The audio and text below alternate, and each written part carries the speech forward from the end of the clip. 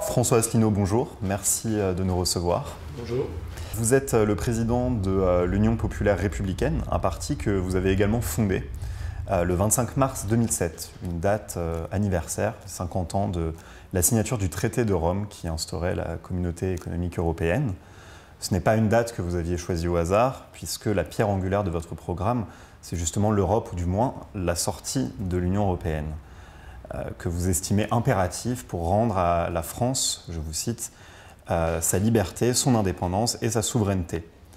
C'est une idée, la sortie de la France de l'Union européenne, qui pendant de longues années a été considérée comme un peu farfelue par de nombreux acteurs politiques en France et en Europe. En juin dernier, les Britanniques ont voté majoritairement pour la sortie de leur pays de l'Union européenne. Le Brexit est en cours. Est-ce que cela change la donne? Objectivement, oui. Depuis que j'ai créé l'Union populaire républicaine, comme vous l'avez dit, il y a eu pendant de nombreuses années 3 objections qui m'ont été opposées. Première objection, quand je parlais aux gens, à des amis, des proches, et puis quand j'ai commencé à faire mes conférences un petit peu partout, il y avait en général 3 objections. La première, c'était qu'on ne pouvait pas sortir de l'Union européenne. J'avais beau dire que le droit international autorise tout État à sortir d'un traité international. J'avais beau dire qu'à partir de 2008, il existait l'article 50 du traité de l'Union européenne qui permettait d'en sortir. Rien n'y faisait. Les gens disaient non, non, ça n'est pas possible. Puis le deuxième obstacle qu'on m'opposait, c'était de me dire de toute façon, si on en sort, ce sera la catastrophe économique et politique et sociale. Et le troisième obstacle que l'on m'opposait, c'était de dire de toute façon, les Américains ne vous laisseront sortir ni de l'Europe ni de l'OTAN, puisque le parti politique que j'ai créé propose de sortir de l'Union européenne, de l'euro et de l'OTAN. Donc c'était ces 3 obstacles. Et ces obstacles ont commencé à s'effriter, du moins les 2 premiers, à partir de la crise de l'euro en Grèce. Et puis l'année 2016 a été une année assez extraordinaire, d'un point de vue historique. Je pense qu'elle marque un début de changement historique. C'est que les 3 obstacles se sont volatilisés en quelques mois. Le fait que les Britanniques, comme vous l'avez rappelé, aient voté en faveur du Brexit fait que désormais, quand je fais des réunions publiques où d'ailleurs il y a de plus en plus de monde, plus personne ne me dit que c'est impossible. Les gens ne sont pas encore forcément d'accord, mais déjà l'obstacle numéro 1 est possible, enfin, a été retiré. Tout le monde est désormais convaincu qu'on peut sortir. Le deuxième obstacle, on me disait, de toute façon, si ça se faisait, ce serait la catastrophe politique, économique, sociale, etc. Depuis maintenant 7 mois, 8 mois que les Britanniques ont voté pour le Brexit. Alors, les négociations n'ont pas encore commencé, ça va se faire, mais tous les indicateurs macroéconomiques sont orientés au vert et on voit des investisseurs internationaux qui investissent au Royaume-Uni ce sont des investissements comme lorsque, par exemple, Nissan crée une nouvelle ligne de fabrication de sa voiture Qashqai, c'est un investissement sur 25 ans. Donc les grands investisseurs internationaux ont intégré le fait que le Royaume-Uni serait sorti de l'Union européenne dans les semestres qui viennent. Non seulement ça ne les dissuade pas d'investir, mais de surcroît, ils investissent massivement. Donc ça, c'est le deuxième obstacle qui lui aussi s'est volatilisé. Et puis le troisième obstacle, on aura peut-être l'occasion d'en reparler plus tard, le troisième obstacle, c'est l'élection de Donald Trump. Or, comme Donald Trump lui-même s'est déclaré pour le Brexit, a demandé, semble-t-il, à ses collaborateurs de donner la liste des pays membres de l'Union européenne qui devraient sortir après le Royaume-Uni, s'est déclaré contre le TAFTA, a déclaré que l'OTAN était une structure obsolète, tout ça va dans le sens de ce que je ne cesse de dire depuis maintenant plusieurs années, de telle sorte que le troisième obstacle, lui aussi, est en train de se volatiliser. Ça veut donc dire que toutes les analyses que j'ai faites depuis bientôt 10 ans sont désormais validées par les événements. Donc là, vous avez évoqué effectivement la sortie de l'Union européenne d'un point de vue, du point de vue de sa possibilité, d'un point de vue un peu technique. À propos des objectifs poursuivis par une éventuelle sortie de l'Union européenne, vous parlez du Brexit. La Grande-Bretagne n'est pas réputée pour être opposée au libéralisme ni à l'ultralibéralisme. Elle n'est pas non plus réputée pour son indépendance vis-à-vis des États-Unis. Est-ce qu'il n'y aurait pas, en fait, derrière l'idée d'une sortie de l'Union européenne, un peu un fourre-tout d'idées, d'orientation? Il y aurait plusieurs manières de sortir de l'Union européenne. Alors, vous avez raison que les gens ne mettent pas forcément tous le même objectif. Par exemple, le gouvernement de Mme May a attendu, si j'ai bien compris, 8 à 9 mois pour savoir est-ce qu'ils allaient sortir de tout, oui. Ou bien est-ce qu'ils allaient essayer de rester dans le marché commun, c'est-à-dire revenir au traité de Rome. Vous avez vu que finalement, comme ils ont vu que ça se passe beaucoup mieux que prévu, même le gouverneur de la Bank of England a reconnu que les prophéties apocalyptiques étaient fausses. En réalité, ils ont décidé ce que les journalistes appellent le hard Brexit, c'est-à-dire en fait, ils sortent de tout. Et pour parler toujours du Royaume-Uni, le gouvernement de Mme May n'a pas du tout prévu de sortir de l'OTAN. Donc nous avons des points communs, mais pas tout. On a des points de divergence. Je crois quand même que le point commun fondamental à tous ceux qui veulent sortir de l'Union européenne, c'est pas tellement une question libéralisme, ultralibéralisme, c'est fondamentalement une question de démocratie. Voilà. C'est-à-dire sortir de l'Union européenne. Moi, d'ailleurs, le mouvement politique que j'ai créé a comme slogan l'Union populaire républicaine, l'union du peuple pour rétablir la démocratie. Parce que on ne peut pas avoir de démocratie dans le cadre de l'Union européenne, tout simplement parce qu'il n'y a pas de peuple européen. Il n'y a pas un démos. Démos, c'est le peuple. Il n'y a pas de démos européen. Les peuples d'Europe, les 28 peuples d'Europe ont des histoires, des langues, des visions du monde, des histoires politiques, syndicales, une géopolitique, des intérêts économiques et géopolitiques divergents dans tous les domaines. Donc pour avoir une politique commune entre ces 28 États, vous êtes obligés d'avoir une structure qui dicte ce qu'il faut faire. Ça s'appelle une dictature, et ça n'est pas un terme polémique, c'est exactement ce qu'on appelait une dictature sous l'Antiquité, c'est-à-dire un expert ou un groupe d'experts prétendus qui dit voilà ce qu'il faut faire. C'est exactement la Commission européenne. Et moi, si j'ai créé l'UPR, c'est que j'ai été convaincu par mon passage en cabinet ministériel dans les années 90 que les Français, je rappelle que les Français, ça veut dire le peuple libre, hein, Franken, c'est les hommes libres, que les Français n'accepteraient pas durablement, sur longue période, de voir qu'ils n'ont plus leur mot à dire dans le choix de leur avenir collectif. Donc fondamentalement, la sortie de l'Union européenne, c'est pour sortir d'une dictature et d'une prison des peuples et récupérer la démocratie. De telle sorte d'ailleurs que dans le mouvement politique que j'ai créé, il y a des gens venus de tous les horizons, qui ont d'ailleurs des visions divergentes sur les questions économiques et sociales. D'ailleurs, je connais des libéraux, des vrais libéraux, qui sont contre l'Union européenne, au motif que c'est une espèce de super-État, une espèce de Moloch, vous savez, de super-État qui coûte extrêmement cher, qui développe au niveau continental des phénomènes bureaucratiques et technocratiques contre lesquels ils veulent lutter. Donc on a de tout, en fait. À l'UPR, on a des gens qui ont des visions totalement divergentes. Mais ça doit se régler au niveau national. Et c'est le choix que doit faire un peuple sur son avenir collectif. Ce diagnostic d'une Europe, vous dites dictatoriale, technocratique, c'est également le diagnostic d'autres partis politiques, et notamment par exemple du Front National ou de Jean-Luc Mélenchon. Pourquoi vous n'êtes pas d'accord avec eux sur un diagnostic que pourtant ils partagent au moins sur certains points? S'agissant du Front National et du Front de gauche, d'abord, ils mélangent cette question qui, à mon avis, est une question fondamentale, c'est la question de l'indépendance nationale, de la souveraineté nationale, la souveraineté d'un peuple. Il n'y a pas plus important.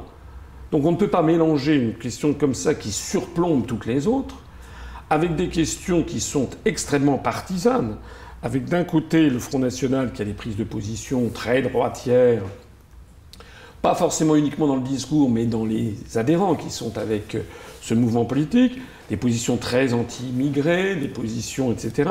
Ils ont le droit, hein. Mais ce sont des positions qui les coupent d'une majorité de la population.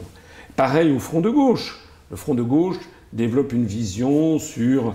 Ils ont fait alliance, M. Mélenchon est quand même le candidat du Parti communiste français. Ils ont le droit, mais ça les coupe aussi d'une grande partie de la population.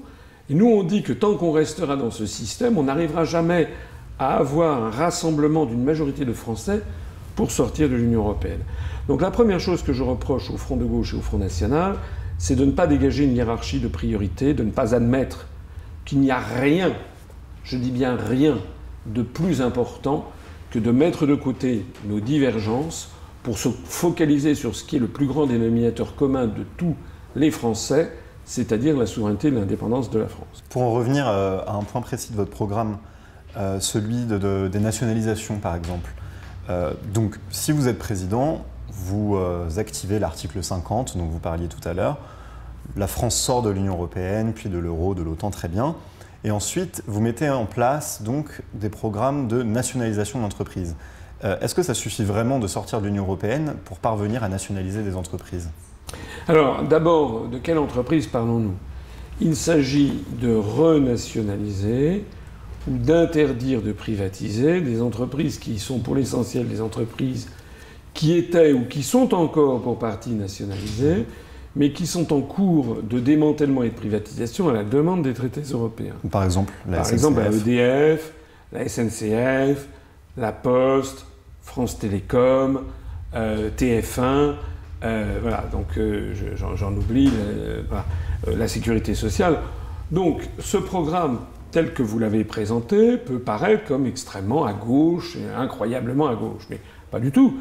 Le programme que je présente est moins à gauche que le programme commun de la gauche de 1972, qui avait prévu de nationaliser toutes les banques, avait prévu de nationaliser beaucoup d'industries. Non, le programme que je propose, c'est un programme qui revient à l'équilibre de la société française tel qu'il était sorti des années 1944 avec le Conseil national de la résistance. C'est-à-dire que j'estime, et je vois le succès que ça a d'ailleurs dans la population, ça me conforte dans ce sentiment, j'estime que les Français, pour les raisons que j'évoquais tout à l'heure, c'est que les Français, ils ont besoin, on n'est pas des anglo-saxons, on a une très longue histoire qui remonte au moins à Saint-Louis au milieu du XIIIe siècle, une très longue histoire d'un État qui doit assurer l'égalité et la justice sociale devant les Français. Donc notez bien que tout ce que j'ai dit, en gros, eh bien, ce sont les réseaux, c'est-à-dire les réseaux d'électricité, les réseaux d'adduction d'eau, les réseaux autoroutiers, la TF1, etc., c'est-à-dire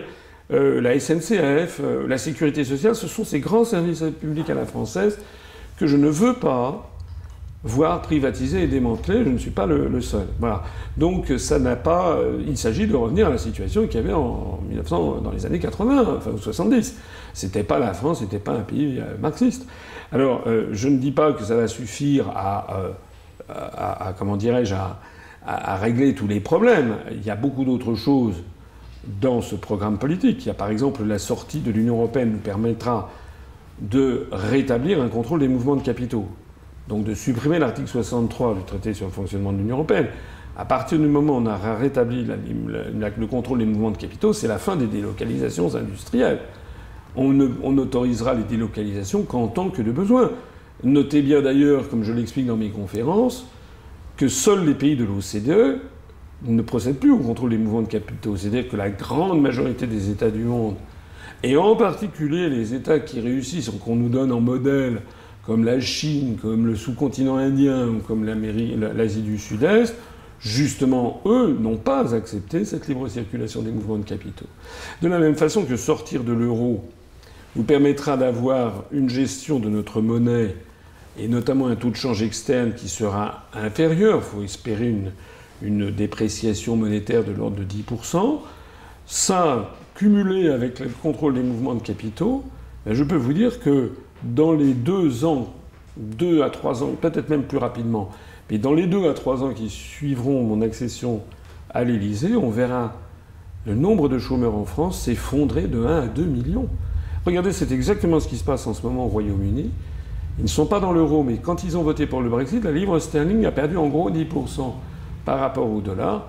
Eh bien, on assiste à une flambée des exportations, une baisse des importations, donc un redémarrage de l'emploi, une augmentation de la consommation. Le chômage au Royaume-Uni ne cesse de dégringoler. Je crois qu'ils sont tombés à 4,3%, c'est-à-dire que le chômage au Royaume-Uni est moitié moindre qu'en France. Nous avons beaucoup parlé de l'Union européenne, parlons de l'OTAN. Vous voulez donc également, vous l'avez rappelé, sortir la France de l'OTAN. Très concrètement, quelle vision des relations internationales avez-vous pour la France ? En fait, je voudrais que la France renoue avec ce qui a toujours fait sa grandeur, c'est-à-dire un pays libre, souverain, indépendant, et qui développe une autre vision du monde notamment venus d'Occident. Voilà. Moi, je voudrais tout simplement revenir à la France, en matière diplomatique, à la France des années 60. Je rappelle que sous Charles de Gaulle, la doctrine militaire française était une doctrine d'indépendance et de souveraineté nationale, comme on dit en latin, une défense erga omnes, ça veut dire contre tous. À l'époque, sous Charles de Gaulle, il y avait le principe fondamental de la politique de défense, c'était que le territoire français était sanctuarisé par la force de frappe nucléaire et que la France n'avait pas d'ennemis désignés. La France, elle se protégeait, elle protégeait sa liberté et son indépendance nationale. Et par ailleurs, la France entretenait les meilleures relations possibles avec les autres pays du monde et elle œuvrait pour la paix et pour la détente et notamment aussi pour l'entente entre les peuples. Mais moi, c'est ce que je veux. Actuellement, la France, du fait de notre appartenance à l'Union européenne, nous sommes placés sous l'article 42 du traité de l'Union européenne, qui nous place en fait sous la tutelle de l'OTAN. Bon. Donc, moi, je suis logique avec moi-même. Je veux sortir la France de l'Union européenne, mais aussi de l'OTAN, de telle sorte que la France ne soit plus désormais assujettie à l'OTAN, c'est-à-dire à la vision géopolitique des États-Unis. Qu'est-ce que ça veut dire concrètement? Ça veut dire qu'une fois que la France sera sortie de l'OTAN, eh bien, elle ne désignera pas, comme c'est actuellement le cas, comme actuellement on a des gouvernants qui désignent pratiquement officiellement comme ennemis le monde arabo-musulman, d'une part, la Russie et le monde orthodoxe, d'autre part. C'est la réalité des événements, et ça, c'est la vision géopolitique des États-Unis d'Amérique, du choc des civilisations de M. Samuel Huntington, enfin qui est mort maintenant, dans son livre sur le choc des civilisations, et qui nourrit la réflexion du département d'État américain, du Pentagone, des think tanks américains. Quand je dis qu'il nourrit, je devrais dire qu'il nourrissait, puisque l'accession de Donald Trump, semble-t-il, est en train, comme je l'ai dit au début de cet entretien, de changer profondément la donne. Donc moi, ce que je veux, c'est que la France n'ait plus des ennemis désignés. Je veux que nous ayons une défense indépendante. Je veux qu'on ait une industrie de l'armement, d'ailleurs, qui puisse être indépendante, parce qu'actuellement, notre appartenance à l'OTAN est en train de démanteler notre industrie militaire pour nous insérer dans des programmes multinationaux où l'on n'aura plus la totalité de la chaîne de fabrication. Donc je veux que la France ait sa propre industrie d'armement, comme c'était encore le cas naguère et comme ça reste encore le cas. Il ne faut pas démanteler. Et puis il faut ensuite que l'on entretienne les meilleures relations du monde, c'est-à-dire que si je suis élu à l'Élysée, parmi les premières décisions que nous prendrons, d'abord, j'actionnerai l'article 13 du traité de l'Atlantique Nord du 4 avril 1949. Vous savez qu'il suffit de s'adresser au gouvernement des États-Unis d'Amérique pour dire que on sort de l'OTAN. Il y a un an qui court, c'est la seule contrainte, et au bout d'un an, on en sort de plein droit. Mais ça ne veut pas dire que je veux entrer en conflit avec les États-Unis. Moi, j'espère pouvoir rencontrer le président Trump, mais j'aimerais beaucoup rencontrer le président Poutine, le président Xi Jinping en Chine, il est encore en fonction, et le Premier ministre indien, de telle sorte que la France renoue avec son rôle. C'est un des 5 membres permanents du Conseil de sécurité. Nous devons, en tant que tel, représenter un des pôles de réflexion, une des puissances du monde de demain. Le premier tour de l'élection présidentielle approche. L'UPR dispose d'environ 15 000 adhérents. C'est cela, vous confirmez? On a dépassé, enfin aujourd'hui même où vous m'interrogez, nous avons dépassé les 15 100 adhérents. Je me permets de préciser que ça fait de l'Union populaire républicaine un grand parti politique français. Nous ne sommes pas un petit parti, nous sommes un grand parti. Je pense, alors nous c'est le nombre exact, les autres, voilà, parfois ils multiplient, ils ajoutent un 0 au nombre de leurs adhérents. Nous c'est le nombre exact. On a d'ailleurs demandé, je redemande qu'il y ait un audit qui soit fait par un organisme public du nombre d'adhérents des partis politiques. Ça fait environ de l'UPR le 5e parti politique de France par nombre d'adhérents. C'est d'ailleurs à peu près la même chose que l'on trouve en nombre de fans sur Facebook. Justement, Internet, qui est un de vos grands moyens de communication, c'est notamment grâce à Internet que vous vous êtes fait connaître, tout du moins l'UPR. Vous disiez tout à l'heure être le premier site politique en France. Là encore, combien de visites par mois environ? Alors là, vous me posez une colle, sur le coup, je ne sais pas, mais selon le site Alexa Ranking, qui est le site américain qui fait la comparaison entre les différents sites, Nous sommes le premier site d'un parti politique. Hein. Il peut y avoir des think tanks, des choses comme ça par ailleurs, mais en termes de parti politique, je parle précisément, nous sommes le site le plus consulté. On a dépassé le Front National qui était auparavant numéro 1, on a dépassé le Républicain, le Parti Socialiste, le Front de Gauche, LV, etc. Donc aux dernières nouvelles, là, récemment, on était, je crois, le 1800e site français, sauf erreur de ma part, le plus consulté. Il y a d'autres façons de mesurer notre influence. Il y a par exemple le nombre de millions de vues sur YouTube, sur le seul vecteur YouTube. Je crois qu'on a dépassé largement maintenant les 7 millions de vues. Lorsque je fais un entretien d'actualité, il est très fréquent qu'il dépasse 50 000 vues, parfois 100 000, parfois 150 000, parfois même 200 000. On a même quelques petites vidéos virales qui ont été faites. Par exemple, un passage de 2 minutes extrait d'une émission, d'une des rarissimes émissions de télévision auxquelles j'ai eu droit au cours des 10 dernières années, quand j'étais passé il y a 2 ans et demi chez Ruquier avec une prise de bec que j'avais eue avec Madame Léa Salamé. Il y a une petite vidéo virale qui a été faite de ça. Je crois qu'on a dépassé les 1 300 000 vues. Donc on a effectivement beaucoup de visionnages sur notre site. Troisième question de chiffres, inévitable. Vous avez un grand succès sur Internet, vous parlez de votre nombre d'adhérents. Il va falloir maintenant obtenir 500 signatures pour que vous puissiez être candidat à la présidentielle. Où en êtes-vous ? Alors, d'abord, vous savez que personne ne les a, puisque le vrai document officiel est envoyé par le Conseil constitutionnel. Je crois que cette année, il sera envoyé aux alentours du 23 février. Et les maires auront jusqu'aux alentours du 17 mars pour les renvoyer. Donc actuellement, objectivement, les documents officiels numérotés, filigranés, envoyés par le Conseil constitutionnel n'ayant pas été envoyés, pour l'instant, nul ne les a officiellement. Simplement, ce qui est vrai, c'est que l'ensemble des candidats, et notamment ceux qui sont poussés ou soutenus par des partis politiques qui n'ont pas le nombre nécessaire d'élus, eh bien, collationnent des promesses de parrainage. Donc là, de ce point de vue-là, je ne vous dirai pas le nombre, vous me le permettrez, je le ferai le moment venu. Nous allons faire une conférence de presse, donc certainement, je pense, dans le courant du mois de février. Il n'y a plus longtemps à attendre. J'annoncerai le nombre de promesses que nous avons. Je peux vous dire que nous en avons beaucoup, que j'ai bon espoir d'être candidat, mais que j'appelle tous ceux qui en cherchent à ne pas baisser les bras et à continuer à en chercher. Passer cette étape et passer l'élection présidentielle, il y aura les législatives. Vous présentez des candidats ? Oui, je pense que on va faire en sorte de les présenter, si possible, dans les 577 circonscriptions.